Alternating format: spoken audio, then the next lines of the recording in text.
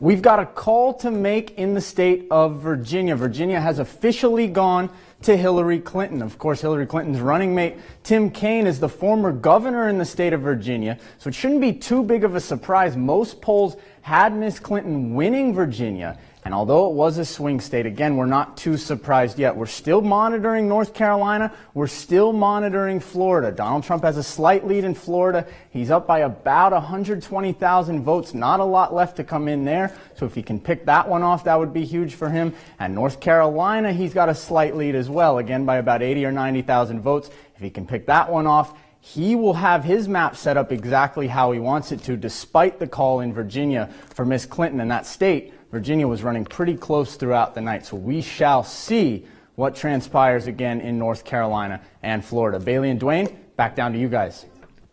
Back here in front of the electoral map, as you can see, the jacket's off. That means we're officially down to business. The entire map is colored in for us here. The yellow states are still a little bit undecided, minus Oregon, which we just got a late call on. The red states, of course, go to Donald Trump. We'll start in this segment with the first call that we just made. That is down here in North Carolina. North Carolina saw a lot of discrepancy in their polling. They saw the African-American vote down in early voting. I think that really played out for Donald Trump tonight. He picks up 15 electoral votes there. We go all the way across the country to California. Hillary Clinton, as expected, gets 55 there. She gets 55 in the Pacific, or she gets 12 rather in the Pacific Northwest in Washington, and 4 in the islands where she picks up Hawaii. Now here's where this race is developing. We'll go back down to Florida, which we've been following all night long. The Sunshine State has, of course, 29 electoral votes. Some pundits have called the state of Florida for Donald Trump. We're still waiting for an official call on that.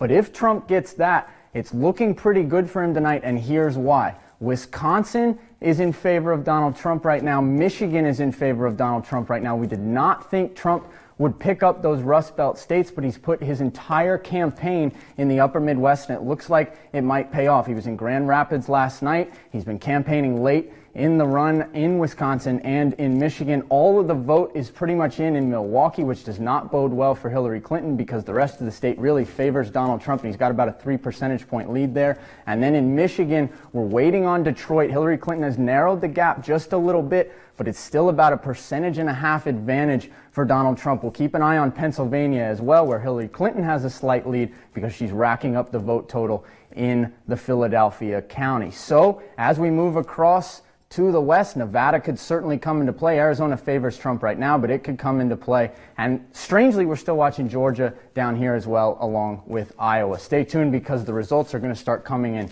very fast, and it could shape this election, especially, as I said, in Michigan and in Wisconsin. Back down to you guys at the desk.